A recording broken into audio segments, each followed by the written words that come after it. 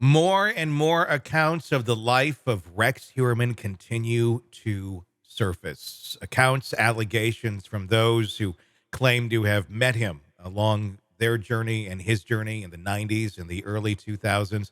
We have two new accounts from attorney Ray, who has been representing several of the victims of the Gilgo Beach murders, and some new accounts of not necessarily people he murdered or anyone that was necessarily connected with them, but in that world. And wow, it certainly, if true, these continue to, I think, really etch into stone the character arc that we have of Rex Heuermann.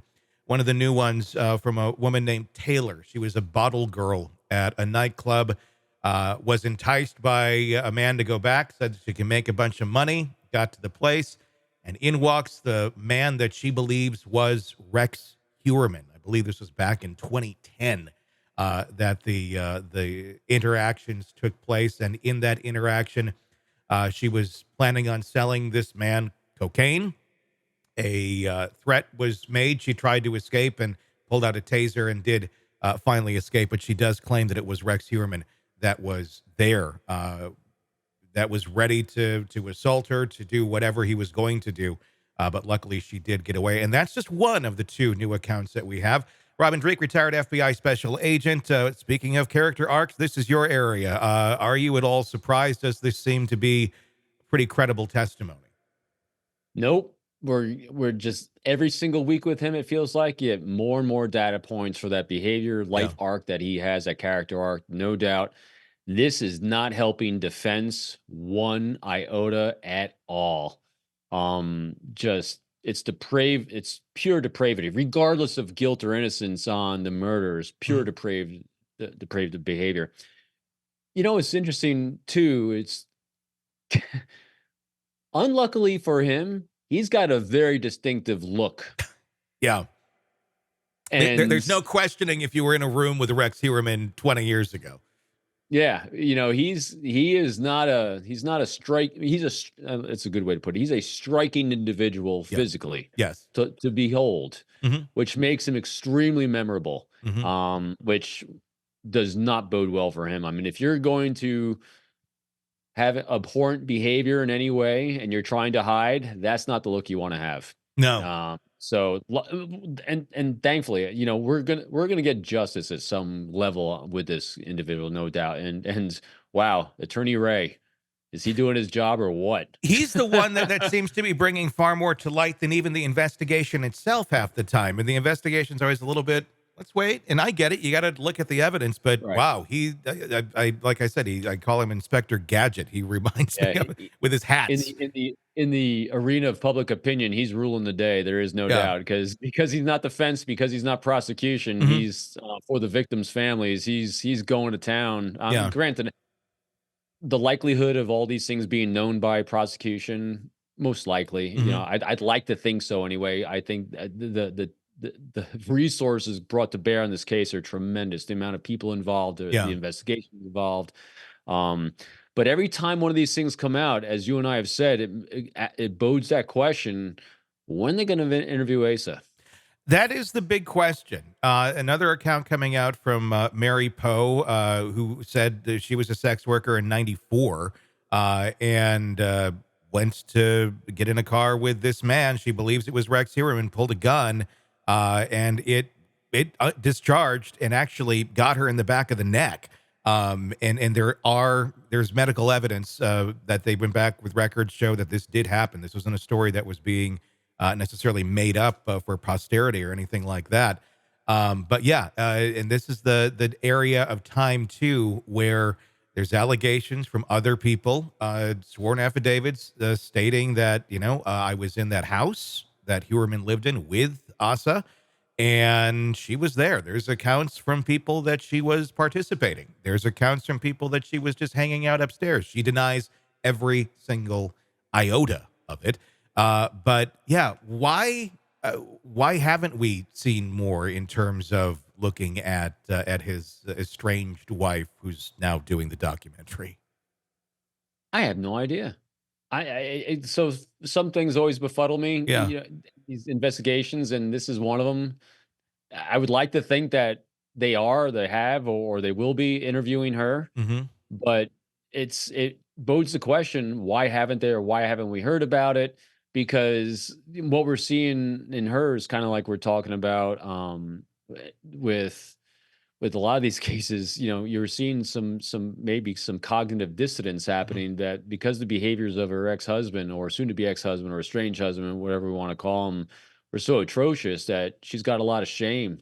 Hmm. And shame makes us block things out and makes us want to distance ourselves from, because no one, here's one of the laws of human nature that Robert Greene talks about is in his books, and that is, we don't want to do anything to harm our own sense of self, Hmm. and to acknowledge that were actually aware of abhorrent behavior by others really assaults our sense of ego, our Hmm. well-being, and all these other things that are going on. And so as soon as she, because I truly believe that she's like the frog in the boiling water with the behavior over years and decades with Hmm. him, and he's desensitizing her towards this behavior, and all of a sudden you're confronted with, bam, serial killer, or Yeah. accused. It throws your entire sense of self and what you viewed yourself as a mother, as a wife, and whatever she viewed herself as, in complete upheaval. Yeah. And so the mind is going to do a lot of things to survive Yeah, that. I mean, can a brain even process something that of that gravity? I mean, when we're met with shocking information, whether it be the sudden death of a loved one, a spouse that cheated, or something, it's like whew, almost blackout mode. It's everyone has who's been in some sort of situation, who's lived life a little bit, has had something in life where they've had that moment. But to get that gravity. It's not just a one little, or not little, but one interpersonal thing that's going on here that's affecting a small. It's like, oh my god, like they're accusing you of being that guy, and it looks like you are that guy. Um, I can't imagine how one does process that and just kind of keep trucking along with any semblance of sanity. Shame. I mean, so Yeah. imagine yourself, again, you and me going through this. Hard to imagine reversing it with our spouses and our significant others. Is that it's like, all right, I got used to you doing this, and I got used to doing this, and you made all the excuses for why you have this behavior. And yes, I'm sticking with you. We have kids together. You're paying the bills. Okay, and then all of a sudden one day you're confronted with, oh, it wasn't just that, it's a murderer. He's being Hmm. accused of being a I mean, that is literally going in your brain from 0 to 100, or 0 to 1,000, and it takes a while for any normal human being to start really processing it. I remember, so being an FBI, I was in a Manhattan field office for many years in Lower Manhattan, and I was there during 9/11. Hmm. I remember when that first plane hit the North Tower, I saw it live. I was 5 blocks away on the street getting a cup of coffee. I wasn't processing. My brain wasn't absorbing, this is terrorism. My brain saw and was trying to equate what I was witnessed live to what I had experienced within our lives. That's how memory works. That when we're young children growing up, we use reference points for frames of reference so that we can put names and titles and words to things that become familiar in our environment. We start matching these things. That's Hmm. how our memory starts forming, is because we can start matching things. Yeah. And so when I first saw that plane hit the North Tower, I was like, small plane, side of tower, weather, must be weather, fog, your heart attack, all the things that I've been exposed to in my life as planes crash. Hmm. My brain and my memories trying to place over that, because it had never been exposed to terrorism by plane before. Yeah. And so you're kind of in disbelief what I'm actually seeing. And then when the second plane, I watched that one live, hit the South Tower, and the fireball comes through, that's when you start doing the adjustment. Oh, this must be Hmm. this, because I had to reframe everything. So much in this situation here, or in many situations where someone who's close to someone has to confront the reality that they were never exposed to before, Hmm. or never contemplated before. Your brain is literally going from 0 to 100. It takes a while for that brain to kind of engage and process. And then the hard part, I would imagine, for Asa at this point is, I actually knew Hmm. that this behavior was not normal, and I rationalized away this abhorrent behavior, Hmm. regardless of serial killing, but all Yeah. this really unhealthy behavior. It's very shameful. Hmm. I mean, can you imagine being the life partner of Yeah. someone that was abusing women in such a abhorrent way and being accused of that? I Yeah. mean, that assaults who you are at the core as a woman, as a mother. Hmm. Oh, it's horrible. Yeah, yeah, it is. Uh, an interesting other piece of this that I saw this week. Rex Heuermann is receiving counseling in jail. Apparently, he's rather Really? depressed and lonely. That's what we've been hearing. He's in solitary confinement. Misses his wife. Lawyer revealing that Heuermann is receiving counseling for depression in jail. Um, I know neither of us are counselors or psychiatrists or anything of that nature, but does counseling work for someone like Rex Heuermann? I mean, I guess if you're speaking strictly to their own, ego and talking on their terms, maybe, but counseling for the guy who's alleged to have done all these things, let's assume he did do all these things, and now he's sad, he's in jail. Let's get him some counseling. Number one, I kind of find it insulting for all the people on the outside who would love to have access to mental health professionals, and this guy's accused of doing all these things, and he gets it, and we're paying for it as the taxpayers. It's fascinating, isn't it? Yes. My impulse as a human being is good. I'm glad he's sad and lonely. Yeah. Me too. Like that comes with the territory. It's called shame. but but it my optic on things is always a little bit different. Also, Yeah. always overlaps with the things I consume. I'm a Hmm. reader of books, and right now I'm in the middle of, towards the end of now, Nelson Mandela's Long Walk to Freedom. Okay. And why is that relevant? Well, Nelson Mandela was in jail, imprisoned a long time Hmm. in the abhorrent conditions in South African prison system. Hmm. And he said something very profound there, which does actually equate to this. And that is, he goes, you can judge the nature of a country by how they treat their lowest criminals Hmm.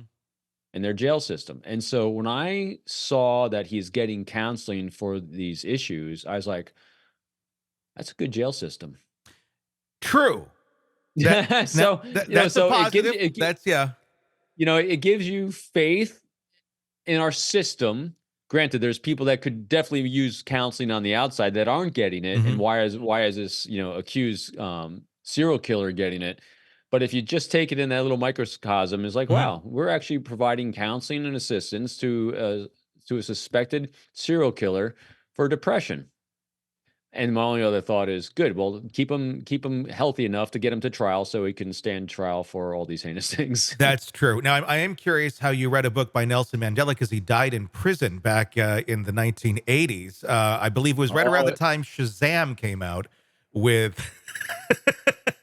what's that effect called again? This is the whole proof of the Matrix. Exactly, the Mandela effect. That the So, Mandela yeah, effect. yep, Yes. exactly. It's Yep, his autobiography. So yes, he yep. did not die in prison, I know. as people would think. There's a Yeah, lot of that. Isn't that crazy? that's a whole other topic. Yeah, but yes, yes, It's more 110. towards Tony and his ghost stories. But Hey, it's Tony Brueski. If you like the podcast, be sure to like, subscribe, and press that bell so you don't miss any of our updates on the cases we're following for you right here at the Hidden Killers podcast from True Crime Today. And thanks